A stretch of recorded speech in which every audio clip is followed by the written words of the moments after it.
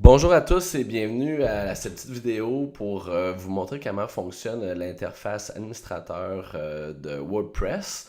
Euh, vous devez d'abord vous connecter à l'adresse que vous a été envoyée URL en rentrant votre username et votre mot de passe pour accéder à l'interface ici qui est le tableau de bord. Je vais passer en fait en revue peut-être les fonctions principales, puis si jamais vous avez des questions, n'hésitez pas à me contacter. Le but c'est de faire un survol en fait des fonctions qui sont principalement utilisées. La première chose, c'est d'aller vraiment dans l'onglet ici qui est toutes les pages, donc page à gauche puis toutes les pages. C'est là que vous allez trouver en fait toute la liste des pages qui sont accessibles sur votre site web. Je vais vous montrer d'abord la page d'accueil. La page d'accueil, c'est sûr qu'elle habituellement est différente un petit peu des autres pages. Mais dans ce cas-ci, bon, on voit aussi le lien de redirection, l'adresse URL qu'on peut changer. Ici, on voit le texte. Donc, première chose, pour mettre en page le texte, vous pouvez choisir ici une bande de texte, puis cliquer ici sur les boutons en fonction de ce que vous voulez faire. Donc, gras, italique, peu importe les modifications, des points de forme, numérotation. À chaque fois que vous faites des modifications, c'est important ici de mettre à jour. Parce que tant que vous ne mettez pas à jour, ben, les informations ne seront pas mises à jour en ligne.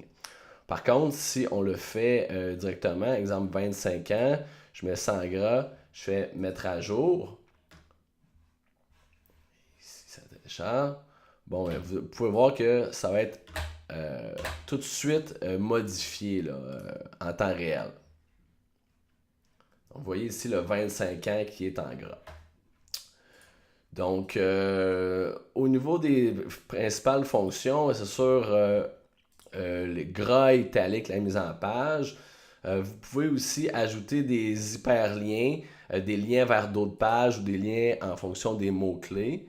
Donc, si, exemple, vous voulez faire rediriger une page vers une autre, vous pouvez sélectionner un segment du texte, insérer un lien, puis insérer l'adresse URL vers laquelle vous voulez que les visiteurs soient redirigés. Ensuite, vous pouvez ajouter une photo. Quand vous cliquez ici, ajouter une photo, vous avez accès à la galerie de photos. Vous pouvez ajouter des images ici en transférant des photos directement de votre ordinateur dans la bibliothèque de photos. Ici, vous avez dans le fond toutes les photos qui ont déjà été importées. Vous cliquez, vous faites insérer. Puis, n'oubliez pas d'ajouter un texte alternatif ici. C'est important pour le référencement naturel.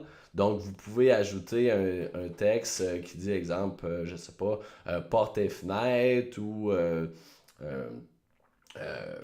maison neuve, Sherbrooke ou des mots-clés en fait en fonction de l'image. Comme ça va vous aider à référer aussi dans Google Images. Vous faites insérer image, puis après ça, vous faites la mise en page. Je ne le ferai pas dans le cas présent, mais vous comprenez le principe.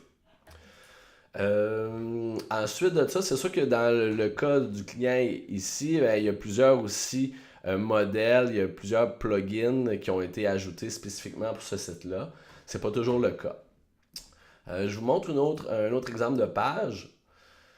Donc, si je vais dans l'onglet Contact ici, vous avez toutes les pages ici. Puis s'il y en avait plus, il y aurait un onglet pour faire la page suivante.